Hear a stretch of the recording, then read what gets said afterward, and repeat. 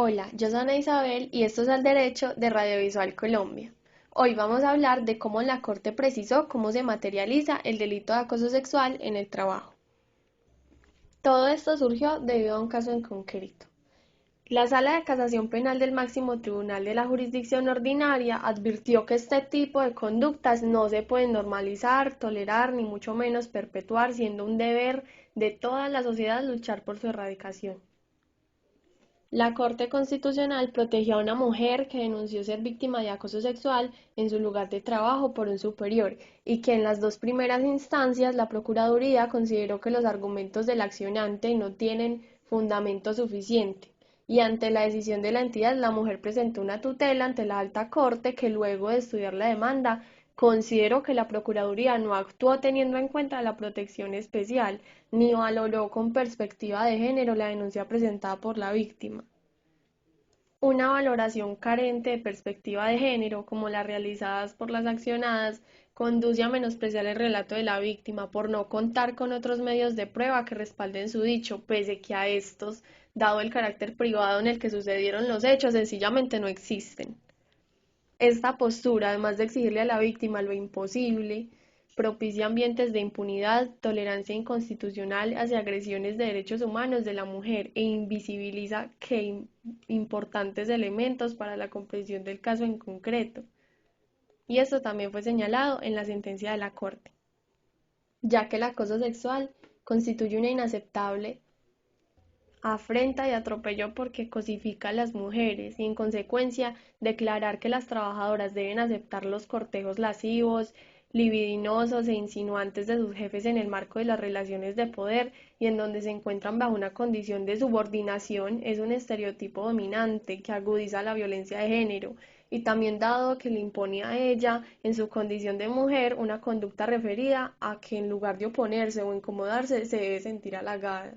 y según la providencia, la conducta del procesado directivo de la empresa no fue un simple comportamiento grotesco, como lo interpretó el tribunal que lo había absuelto, y tampoco solo tratos descomedidos de ámbito laboral o burlas o meros coqueteos, como lo expuso uno de los fiscales que conoció el caso. Reconocer el valor y la dignidad de la mujer en la sociedad como forma para erradicar la violencia de género implica para todos los actores sociales, en especial las autoridades judiciales, abstenerse de justificar este tipo de actos y mucho menos disfrazar las denuncias de las víctimas bajo eufemismos al mismo punto de disimular el acoso sexual.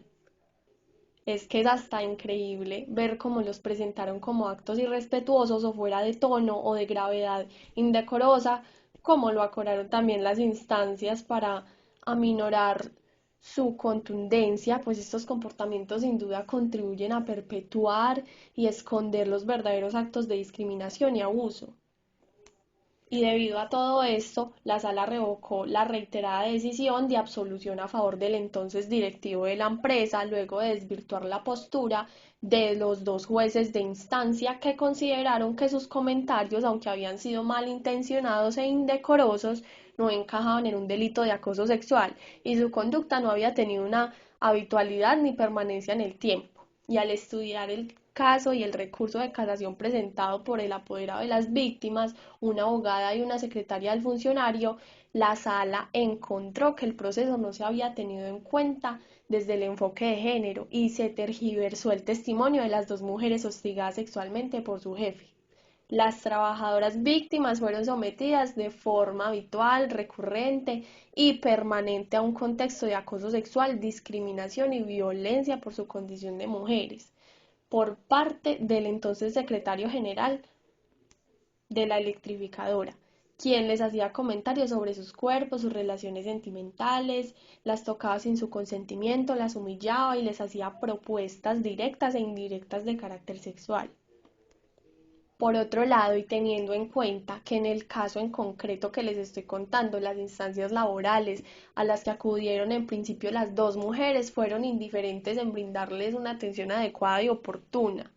Sobre esto, la Corte hizo un llamado para que se aplique de forma efectiva la Ley 1257 de 2008, que previene la violencia y discriminación de género, en el sentido de adoptar mecanismos idóneos para garantizar que todas las mujeres puedan laborar en escenarios libres de violencia y discriminación. Y mediante esta sentencia que salió a favor de estas dos mujeres, la Corte hizo aclaraciones sobre la valoración del consentimiento de la víctima y el fin sexual del acosador. Frente al consentimiento, la Sala recordó que lo relevante para que haya un delito de acoso sexual es que se acredite que ese asedio tuvo un fin sexual, en el que no existió un consentimiento expreso o inequívoco por parte de la víctima, en este caso las dos mujeres. Esto implica que no existe delito cuando el consentimiento es libre y la asimetría en la relación o la subordinación laboral, por ejemplo, no influye en la aquiescencia del trato sexual. Este pronunciamiento deja claro que el no se puede manifestar de muchas maneras. Es una mujer como un ser humano digno, valioso, capaz de tomar decisiones y de expresarla, quien define si permite ser tocada o cortejada. De ahí que, si manifiesta una negativa, no lo consiente expresamente, guarda silencio o evita atentar o alentar inequívocamente este tipo de comportamientos. Todo aquello debe entenderse con el mismo efecto como si hubiese manifestado un rotundo no.